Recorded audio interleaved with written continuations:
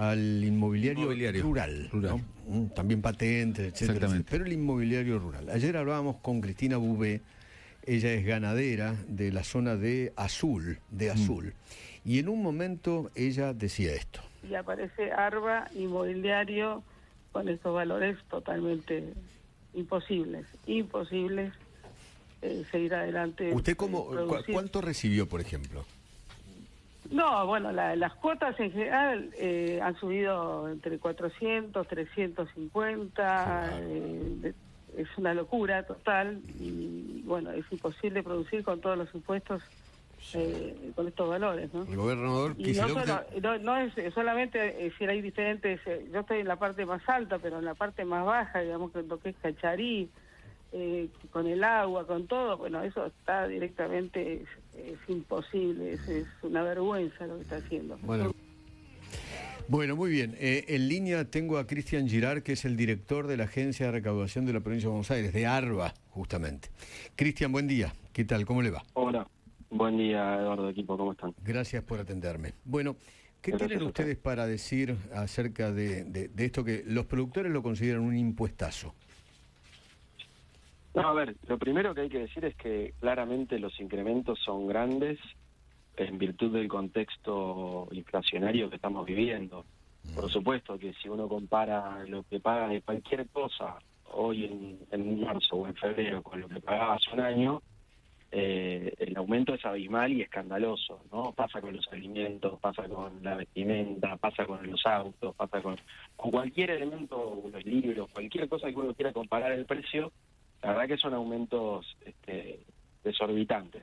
En ese contexto, los impuestos patrimoniales en la provincia de Buenos Aires, que son la patente, el inmobiliario urbano y el rural, hagamos foco en el rural en particular, se incrementaron, pero por debajo de la inflación para la gran parte de los propietarios. Con lo cual, yo lo primero que matizo siempre ahí es lo del impuestazo. Digamos. La verdad es que no es un impuestazo. Un impuestazo sería si uno aumenta el impuesto por encima de la inflación varios puntos. No es el caso. Lamentablemente creo que el problema es que se suma a una situación general bastante compleja y en ese contexto, bueno, surge el descontento, como surge con todo. Yo creo que no deben estar descontentos solamente con el impuesto inmobiliario, sino también con otros costos del día a día de la producción del campo. Bueno, pero a ver, hay gente que recibió, ustedes dicen el 200%, pero hay gente que recibió mucho más, 300, 400, 500, hasta 800%. He hablado con productores que han recibido 100.000 el año pasado y ahora 800.000. La verdad es que no tuve posibilidad de ver ninguno de esos casos. Yo estuve en contacto con Nicolás Pino y también con Horacio Salaverry, el presidente de la Sociedad Rural el primero, y de Carabap el segundo. Estuvimos armando una mesa para atender casos y darles devolución en caso que hubiera errores en las emisiones. Y la verdad es que nunca me llegó una boleta con ese tipo de incrementos que estuviera mal emitida. Lo que sí está pasando, Eduardo, es que el año pasado, creo que esto es importante tenerlo en cuenta, hubo una sequía muy importante y en el marco de la sequía se otorgaron beneficios impositivos por la emergencia que decretó el gobernador Chio, y eso hizo que se pagara menos de impuesto inmobiliario el año pasado por la bonificación por sequía. Cuando uno compara, porque otro día veía en un programa de La Nación Más que estaban mostrando una boleta del inmobiliario, y estaban mostrando la cuota 3 justo, ¿no? Que la cuota 3 justo fue la que tuvo el beneficio impositivo del 50% por la sequía. Y comparaban esa cuota con la que le llegó ahora. Obviamente que si vos haces esta comparación, el aumento va a ser más grande que lo que estableció la ley, pero porque el año pasado tuvo una bonificación especial en el marco de la sequía por emergencia o desastre agropecuario. Entonces, de nuevo, insisto con esto, yo lo que quiero decir es, no hay un impuestazo porque los impuestos para la mayor parte de los propietarios estuvo por abajo de la inflación, y cuando digo la mayor parte digo más del 99%.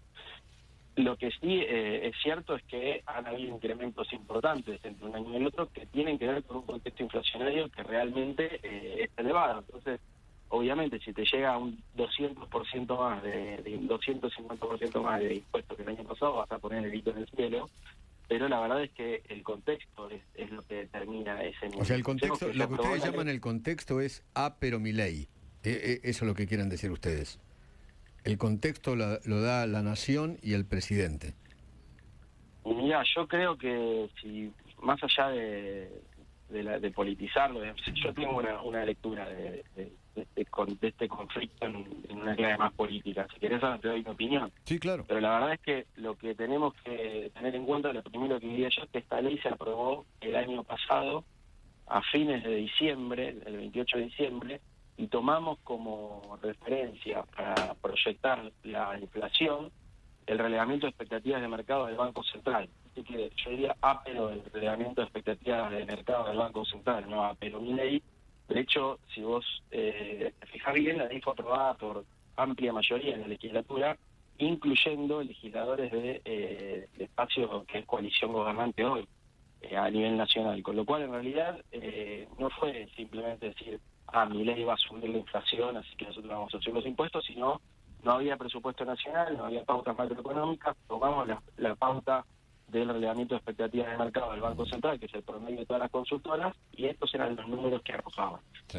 Ahora, después la inflación se siguió acelerando. Yo no sé cómo va a terminar el año. Si el año termina con una inflación en descenso, el escenario va a ser uno, pero si la inflación se espiraliza, el escenario va a ser otro. Nos habremos quedado cortos.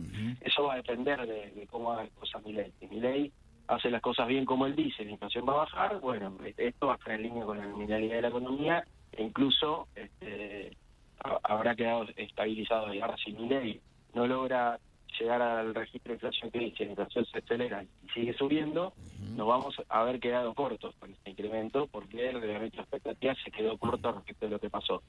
Esa es la lectura técnica de cómo se trabajó la ley y qué es lo que se votó. Ahora, políticamente, a mí me parece, efectivamente, se denomina lo que pesa el impuesto inmobiliario en los costos de producción de la provincia de Buenos Aires, no pareciera ser que fuera un factor determinante como para aglutinar a la totalidad del sector en contra del gobierno provincial. Cristian, me parece... Sí. Discúlpeme, ¿y sobre el pelotazo en patentes en la provincia de Buenos Aires? Sí, te puedo terminar lo del rural y después te digo lo de patentes. Okay. Lo del rural te quiero decir, la realidad del sector es muy diversa. No es lo mismo un productor del sur, del oeste, del sureste que un productor de la zona núcleo. Acá lo que tenemos son 2.000 partidas donde sí, efectivamente, los incrementos están en torno al 300%. Y en ese caso, efectivamente hay gente que está contenta y le parece mucho el aumento. Pero para la gran mayoría, los aumentos han estado muy por debajo de la inflación. Incluso si uno mensualiza, porque es un impuesto que se paga en 4 cuotas, pero si uno mensualiza los aumentos, el 83% recibió aumento de 22.000 pesos por mes.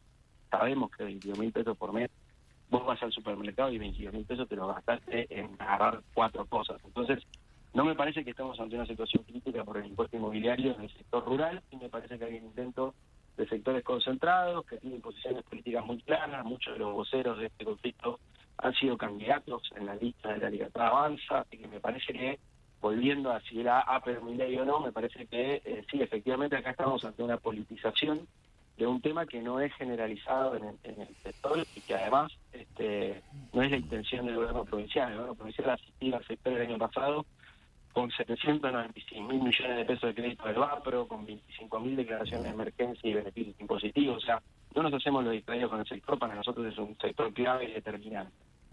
Sobre la patente, ¿qué pasó? Lo mismo, ahí hubo una ley con topes, los topes fueron de 200% para vehículos de hasta 18 millones de pesos, publicados por ACARA en el mes de octubre del año pasado. Entonces, ¿qué es lo que pasó con los vehículos que tienen una cotización de mercado por encima de los 18 millones de pesos en octubre del año pasado?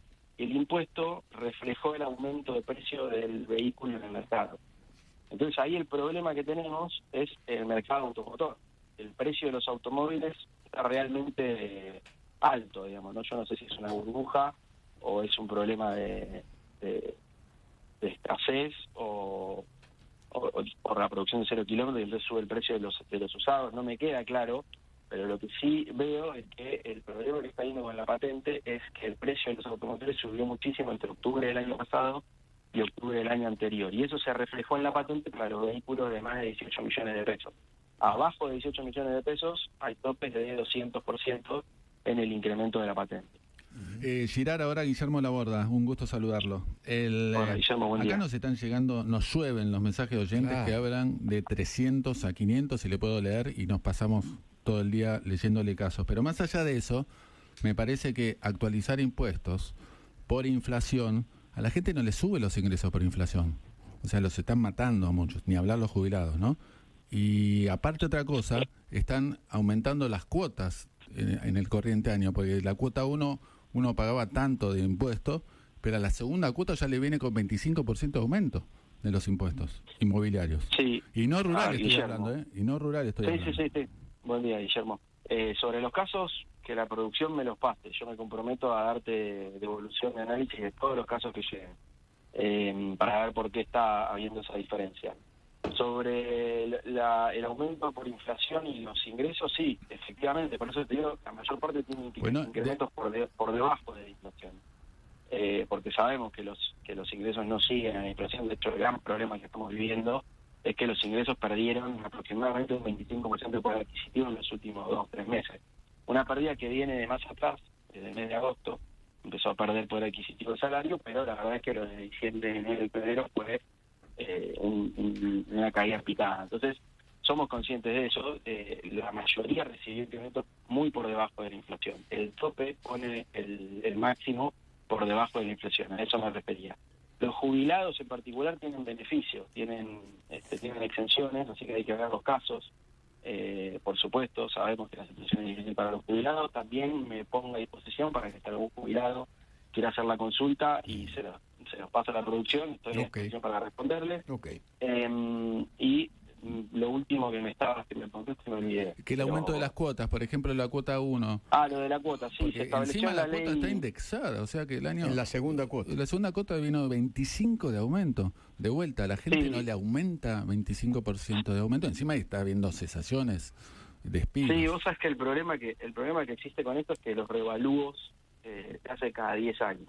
Y cada 10 años el valor de las propiedades cambia muchísimo porque cambia el precio del dólar, fundamentalmente, pero también por las condiciones de mercado. Entonces, para evitar eso, lo ideal sería tener una ley que toma los precios de mercado para calcular la alícuota y el valor del impuesto a pagar, cosa que en la provincia de Buenos Aires no ocurre. Entonces, lo que se hace es ir ajustando todos los años, más o menos, en línea con las variables de la macroeconomía.